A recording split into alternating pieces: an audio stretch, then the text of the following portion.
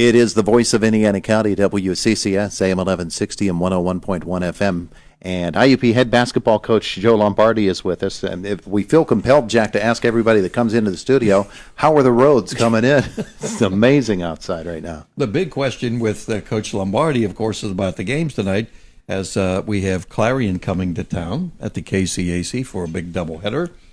And what's the word from over at IUP? You just came from over there. You get any inside information that we need on the games tonight? We're in a wait-and-see mode, Jack. Yeah. Wait and see. If it comes down steady like this until noon, we'll probably have about a foot.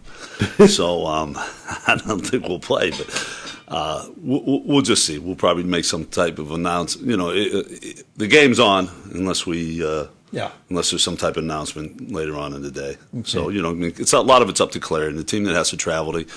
I'm not sure how the roads are. It's not a long trip. But, you know, where they're located, it could sometimes be a treacherous trip. And, you know, you got to let them make their decision on the safety of the student athletes. Yeah, exactly. Well, you got to be a happy guy. I mean, you know, things are rolling along here. You're 22-2. You're now number 2 in the nation. And, of course, we haven't played for a week here, and we're all getting itchy to play some basketball. But, you know, you're rolling right along, although there have been challenges, haven't there? A lot of them. Yeah, Jack, it was a nice little break that we had. And, you know, to answer your question, I am a happy guy. It's okay to be happy. Not too happy, though. You know, as we tell our guys, good is the enemy of great. Okay, so it's a battle throughout the year to, you know, not be satisfied when you have success. There's challenges. When you're not having success, the challenge is to win, and when you're winning, the challenge is to not be satisfied and to make sure you're trying to improve every day. That's the whole goal is to reach our potential, and wherever that takes us as far as wins and losses, then we can live with that. You knew going into the season with a veteran crew back and some people that you had brought in, you know, to help the bench, that this was going to be a pretty good year. So here we go after 24 games, 22-2, and you hope it'll be a better year now, huh, when you get to this point, because you've equaled the number. We're so spoiled. You won 22 games last year, and we weren't satisfied, none of us. But now this year, we're rolling along here. Look at him. Jack, when you say none of us, is that just you were saying you and Todd? Yeah. Who's included in none of us? Who's us, Jack, okay? Josh just put his hand up. Okay, so I guess the three of you weren't satisfied. Well, that's nice to know. At least you waited a year to tell me you weren't satisfied, okay? Well, you know. All right, so... Yeah, we enjoy the high expectations. Really happy with the body of work that the guys have done up to this point. And you got to stop and you know, enjoy the journey and along the way and you know, let the guys feel good about what they did. It's not all about do we win the last game of the year, okay? Then it's good or then it's bad. No, you know, the season's broken down into different segments, and you know, we've played the 10th toughest schedule in the country in Division II. So it's probably as tough as any schedule we've ever played here.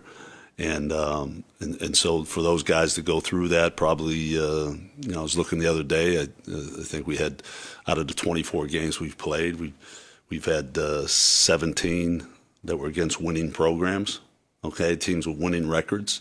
That's a little bit unheard of. You know, some teams might win 20 and only because it's on their schedule. They might only play 6 or 7 or 8 wins against winning programs. So the schedule's been challenging. The guys have answered it. They've worked hard all year.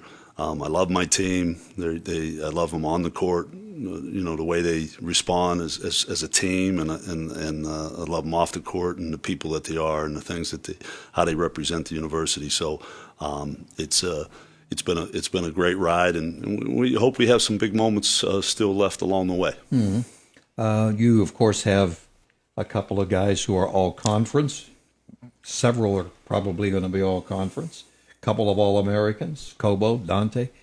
Got milestones that have come along, but you said, really, those things you can look at it when the season is over, right? It's what we do now. Yeah, that, and we'll get a reminder, I think, with senior night coming up next Saturday, you know, of the milestones. there's a number of these guys that Greg and Dante and Greg Bear and Dante and Jacobo, they've been around for 4 years, and Dante's been around for 22 years, actually. So No kidding. yeah, but Greg's been around part of the family for 8 years, and he was Dante's best friend over at Kiski Prep when they played over there. So he's like a third son to me. So with senior night coming back, you do take a moment to get a little bit nostalgic, I think, and look back on the careers that these guys had and the things that they've done, and they have a lot to be proud of on the court. And a number of these guys, Dante and Jacobo, their photos up there with Anthony Glover and Blake Daniluk from last year is in the business school. There's a photo of 4 of them made the wall, and you don't make that wall if you have a 2.0. Okay, so they've excelled on the academic end of it too. It's just a good time of the year for us. We feel very fortunate and blessed to be in a position we are, ranked second in the country, and the success that we've had. But we're representing a great university and a great community, and those types of things allow you to have that type of success. Regional rankings come out later today. We talked, you and I, a little bit yesterday about it, and you've just talked about the strength of schedule and all the teams you've played and the teams that you've beaten. So it's going to be interesting if you can just, we say, one game at a time, keep on winning, that type of deal. We could have the fans see a lot of games at the KCAC here at home. Well, Jack, after 13 years, you probably know one of my sayings is don't write the script, okay? Mm-hmm. Let it happen. We'll just see how it plays out. The expectation is that we're first in the region right now because I think our region record will probably be like 7-2, and West Lib's probably the second best in that situation. I think they're 3-2. So, we have a better record. So, but that stuff plays out. You still got to win the games on the schedule. I explained to our kids the other day that we're like, there's 4 tournaments out there we could be involved in. Okay, the first tournament is the next 4 games. Okay, let's win this tournament, and then after that, then there's a PSAC tournament, and after that, there's a regional tournament. And, we've been fortunate in the past to play in the national Elite 8 tournament. So if you can get to that. So we're going to try to take them, group them, and take them, not a game at a time, obviously a game at a time, but also a section at a time, and try to keep their focus, where their feet are. Mm-hmm. Todd, do you have anything? I was just thinking the word you just used was focus. When you get to this point of the season, these guys have been through all of this before, and so they know what's coming. Do you notice changes in them, in their approach or their intensity, or are they just plowing along doing what comes next? What day is it, Todd? It's Clarion Day. Yeah, every day's a little bit different. Every day's a little bit different. A long season, it can get mundane, and you have to try to challenge them. You have to try to keep it fresh. Yeah. Whether it's a Monday, a Tuesday, a Wednesday.